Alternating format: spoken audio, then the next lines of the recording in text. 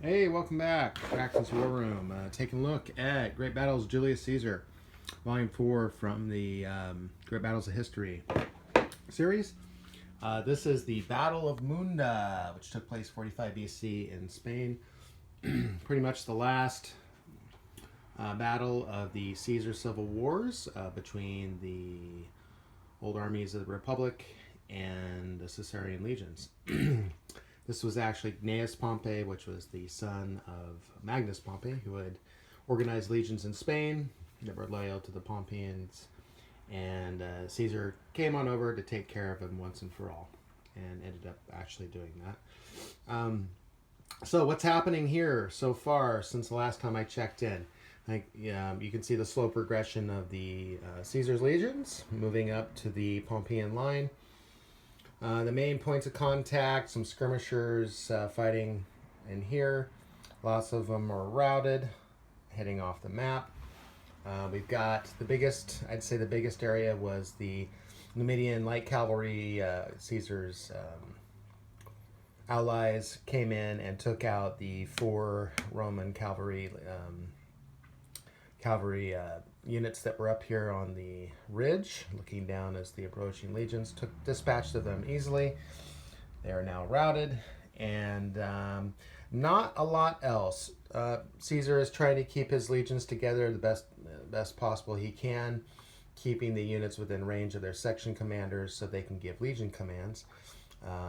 As the legions approach the Pompeian line, obviously they want to have some cohesiveness so they can attack in force and try to break that line up. Down here on the other flank, we've got some of Pompeian's Numidian light infantry moving out to try and support this flank at the Pompeian line, hanging out in the air. There was some slight cavalry action over here. We had the Gallic light cav from Pompey, took out most of the Caesar's Gallic cavalry that was, some of his allies that were, I think there was only 3 units. They're pretty much gone. There's one of them left here under this leader. But we have a couple of these Pompeian, the Gallic light cav that are trying to flank. You can see the legions, Caesar's legions are prepared to be attacked from the rear. Same time paying attention to the line extension created by the Spanish Pompeian legions.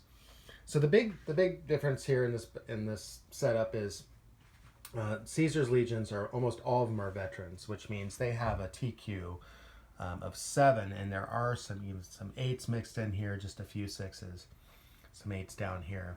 And if you look at the Pompeian line, if you start down on this end, almost all of them are conscripts. You've got TQs of 6, a couple 5s mixed in, some 6s down here.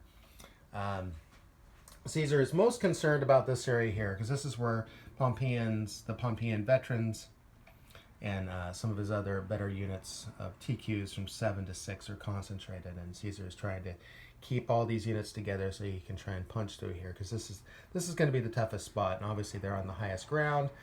And as you noticed, I have Pompey has not moved hardly any of his units, because they're just going to try and stay strong and resist the best they can from the Caesar onslaught. Extended the line here, refused to flank a little bit more, getting ready for the cavalry to hit. Maybe the cav might try to get around here, which will be very bad, hitting them in the rear.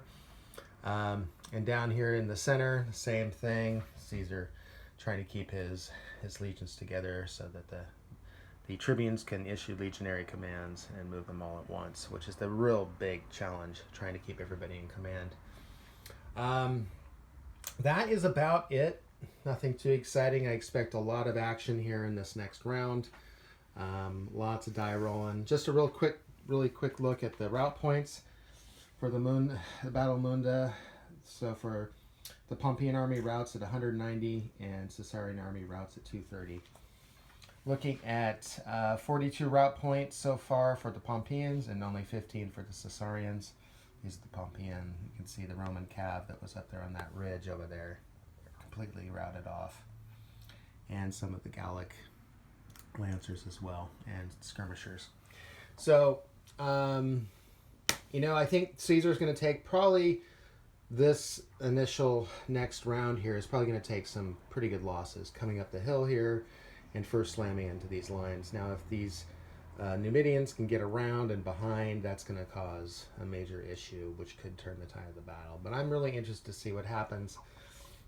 It's all going to be about trying to keep these units together, and if I can issue them and get them legionary commands out to the tribunes from their section commanders. If not, it's going to be a long, tiresome slog. And we'll see what happens. I'll check back in either at least after one more full round of activations, maybe two, depending how much action takes place. All right, thanks for watching. See you soon.